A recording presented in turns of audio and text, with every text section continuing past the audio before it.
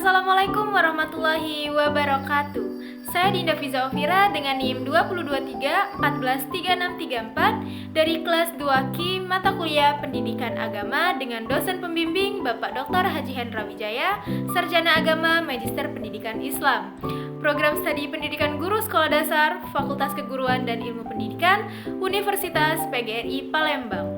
Nah, di pertemuan kita pada pertemuan ke-7 ini kita akan membahas lagi mata kuliah pendidikan agama yang bertemakan Islam membangun persatuan dalam keberagaman. Nah, kita akan membahas satu demi satu dan juga beberapa materi yang akan kita bahas. Kita akan membahas mengenai Islam membangun persatuan dalam keberagaman.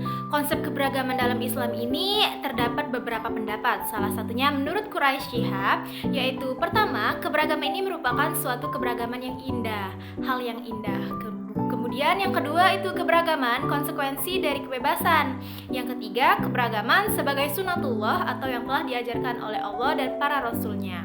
Nah, hubungan di antara masyarakat yang beragam tersebut diperlukan sikap saling menghargai atau toleransi yang tinggi.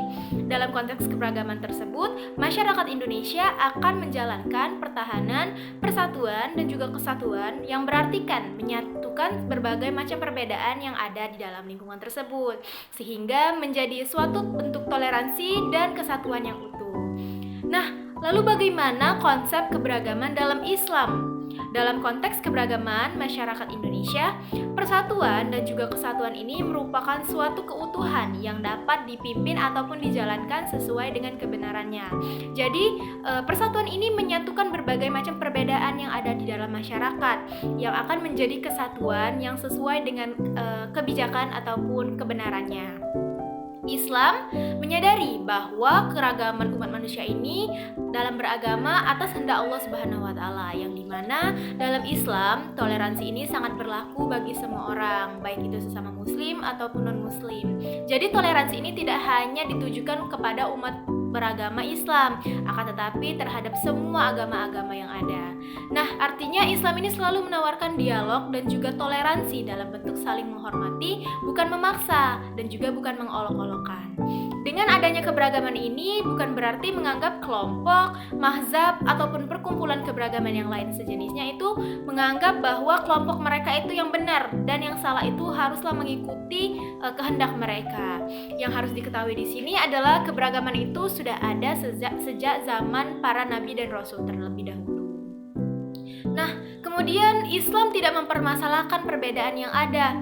Allah memerintahkan semua manusia untuk berpegang teguh kepada agama Allah agar mendapatkan petunjuk dan ridho dalam menjalankan kehidupannya sehari-hari. Dan juga melarang untuk bercerai-berai sebagaimana yang telah ditentukan oleh Allah Subhanahu wa taala. Jadi toleransi antar umat beragama ini hendaknya termasuk salah satu bentuk pujian ataupun salah satu bentuk risalah pada sistem penting yang ada dalam kehidupan umat beragama Islam dan juga toleransi di kehidupan lingkungan masyarakat. Nah, seperti yang telah dikatakan Allah dalam surat Al-Hujurat ayat 13 yang artinya, "Wahai para manusia, sesungguhnya kami telah menciptakan kamu dari seorang laki-laki dan juga seorang perempuan dan menjadikan kamu berbangsa-bangsa dan juga bersuku-suku supaya kamu saling mengenal." Dari Quran surah Al-Hujurat tersebut dapat menunjukkan bahwa Allah sendirilah yang menciptakan keberagaman ini supaya di dunia ini akan adanya berbagai macam toleransi dan bentuk saling menghargai, sehingga itu sifatnya mutlak dan juga ada. Lalu pembahasan selanjutnya yaitu tentang prinsip dasar Islam dalam penegakan keberagaman. Yang pertama itu prinsip keberagaman yang lapang. Kedua itu keadilan yang objektif. Dikatakan objektif karena Islam mengajarkan bahwa kita harus menegakkan keadilan dalam sikap dan juga cara pandang terlepas dari pandangan orang rasa suka dan juga tidak suka. Yang ketiga itu menjauhi kekerasan yang berarti itu dalam berinteraksi dalam pemeluk agama lain termasuk ketika melakukan dakwah. Ini sifatnya kita tidak boleh memaksa kehendak mereka, tetapi dengan kita memberikan dakwah, tiap agama akan mempunyai logikanya sendiri dengan memahami Tuhan dan juga firman-firman-Nya. Nah, kedua hubungan ini bukanlah dimaksud untuk saling menyerang, tetapi adanya upaya untuk mencapai kesepahaman dan juga memperhatikan cara berkeyakinan kita.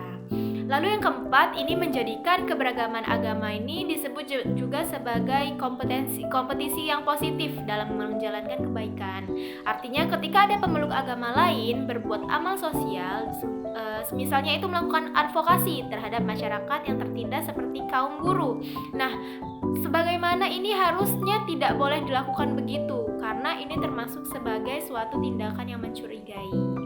Nah, kalau keempat prinsip ini bisa kita lakukan dan kita pegang, insya Allah akan terciptanya hubungan manusia, hubungan sosial yang lebih harmonis antara umat beragama, dan juga hubungan ini yang dilandasi oleh sikap saling menghargai, menghormati, dan saling membantu dalam beberapa kehidupan dan juga termasuk dalam lingkungan sosial kita sehari-hari. Kemudian adanya mazhab di Indonesia. Pada masa lalu, jika berbicara tentang mazhab, konotasi umat Islam adalah mazhab yang keempat. Mazhabnya ada 4, maksudnya adalah mazhab Syafi'i, Maliki, Hanafi, dan Hambali. Namun, kaum muslimin sekarang memiliki konotasi lain, yaitu mazhab yang 5. Maksudnya, 4 mazhab tersebut ditambah mazhab Ja'fari. Malah lebih dari itu, dalam bidang fikih pun bukan hanya 5 mazhab, tetapi lebih dari itu, dengan kemajuan teknologi informasi, kita suka ataupun sudah tahu tentang terpaksa atau akan mengetahui keberagaman mazhab dalam Islam ini. Keberagaman mazhab Syafi'i ini sebagai mazhab yang paling dianut oleh penyebaran agama Islam pertama di Indonesia, yang mengakibatkan pemikiran hukum Islam di Indonesia sangatlah berpengaruh. Nah, tentang mazhab Syafi'i ini juga keberadaannya di Indonesia sangatlah digunakan dan sering dijadikan sebagai beberapa hukum yang ada di Indonesia. Mengadopsi hukum yang ada di Indonesia ini, mazhab Syafi'i, karena mazhab ini merupakan suatu mazhab yang lebih dekat dengan kepribadian Indonesia. Oleh sebab itu, maka dikatakan mazhab Syafi'i ini sebagai pegangan ataupun sumber hukum Islam yang ada di Indonesia. Berikut juga faktor toleransi Muslim terhadap non-Muslim. Yang pertama itu adanya nilai kemanusiaan yang mulia. Yang kedua, perbedaan yang di muka bumi ini adalah sesuai dengan kehendak Allah, Sang Pencipta alam semesta dan juga isinya. Nah, perbedaan tersebut adalah menjadi pertanggungjawaban antara dia dan Allah di akhirat kelak, karena merupakan suatu tanggung jawab yang harus dijalankan dengan baik. Yang ketiga, Allah telah memerintahkan untuk berbuat adil dan berakhlak mulia. Nah, jadi inilah beberapa faktor yang mempengaruhi adanya mazhab ataupun beberapa keberagaman di Indonesia. Nah, kemudian materi selanjutnya yaitu mengimplementasikan bagaimana Islam membangun persatuan dalam keberagaman. Tentunya pertama kita perlu adanya kerjasama antara pemimpin dan kepala suku yang berbeda. Lalu perbedaan yang lainnya itu dapat saling membantu dan peduli dengan siapa saja tanpa memandang bulu.